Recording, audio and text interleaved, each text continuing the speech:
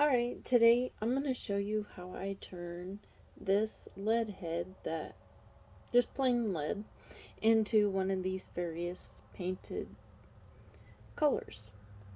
Remember, whenever you paint a jig after you bake it in your oven, you cannot use your oven for anything else but baking jigs, not food. Because if you bake food after you bake jigs, your food will become toxic food. Because when you bake a jig, when you heat it up, it'll have toxins that come off just like any other paint or chemical has fumes. This will have fumes and it will line your oven with those. And if you bake food in it, it will become toxic food. So, your if you bake jigs, your oven can only be used for baking jigs. After that said, um, I use after I heat up my jigs, dip them in paint, um, and do that with all your jigs in whatever color you want. Then you bake it in a 350-degree oven for, oh, what is it, 20 minutes, yes. And I'll show you, it's easy, my little step here. I heat up my jig first. This is what you have to do in order to get your paint to stick. When I first started doing my own jigs 7 years ago, I figured the cheapest way of doing this would be use fingernail polish, and I thought that, oh yeah, that'll be cheap and a good way to color them. Watch this, it glows after you dip it. I love watching it glow. That's the best part. And the jig heads that you put in glow paint, you gotta, they will glow for after you dip them, after you bake them for just a little bit until they cool down. And after they are fully finished, remember, you gotta set them in sunlight to charge them before you can use them, or they won't glow. If you keep them in a dark tackle box and expect them to glow, no, that's why they won't glow. You gotta charge them, and then they will. Okay.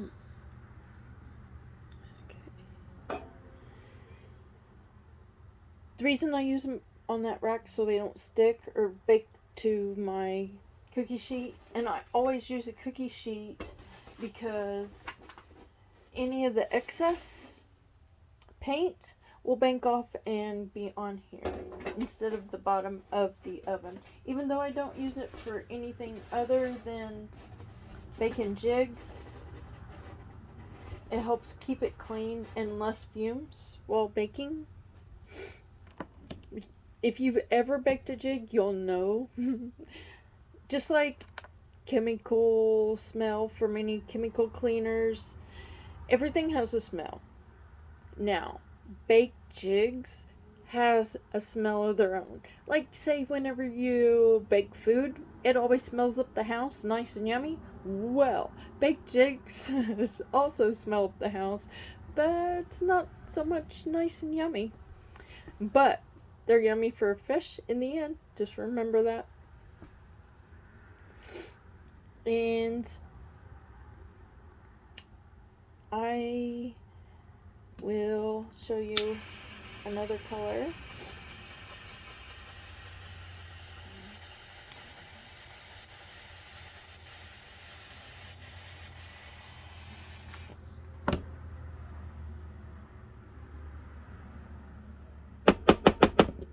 This is regular orange. Look at that. Nice and beautiful.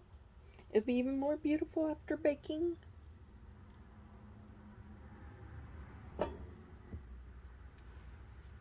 And you do that step for each one of your jigs, I use a rock like this. That way it holds them all nice and pretty. They all can hang around, and whenever they cook, if there's any excess on them, it'll drip onto the cookie sheet that I put under it inside of the oven.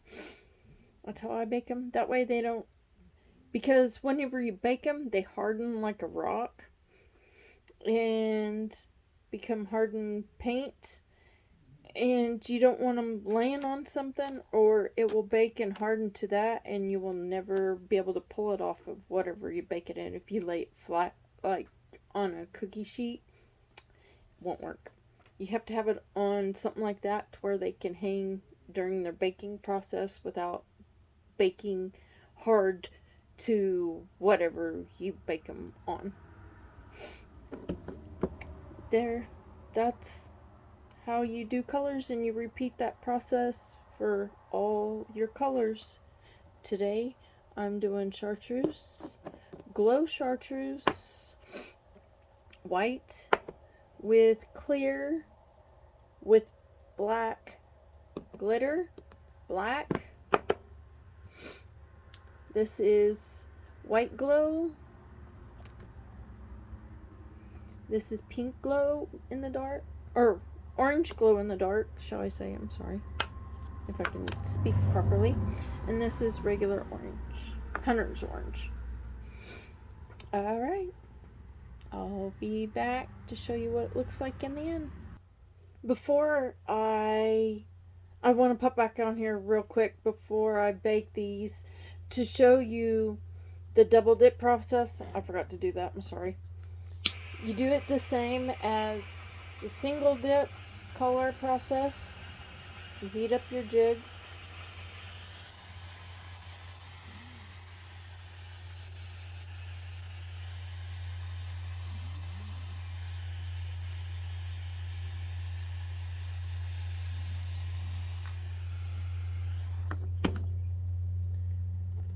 You dip it, you gotta be real quick, shake off, and then dip it in your next. Shake off, and then clear the eye while it's still hot.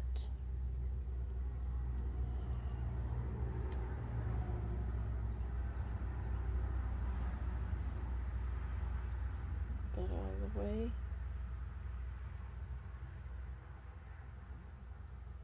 Make sure it's completely clear. Sometimes it builds up in there real good after you pull it out. And then that's how I get the white with black sparkly,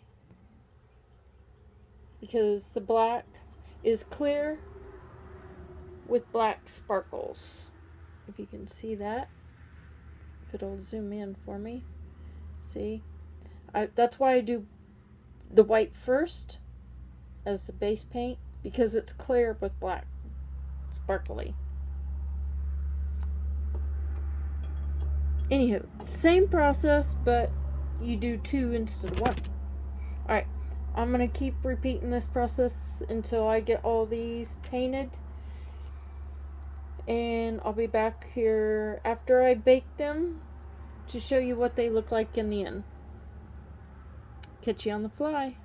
Okay, now after I got all of them painted, see how I did some double dipped with the color in the black flake. Yeah, I think I like it better than any of the others. The ones that look slightly faded than the others are the glow jigs, but they will work glowed, and they look beautiful in the water in the dark. Now I'll be back to show you what it looks like afterwards.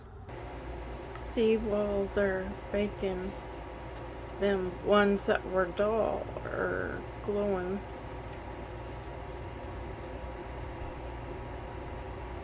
They're now brighter.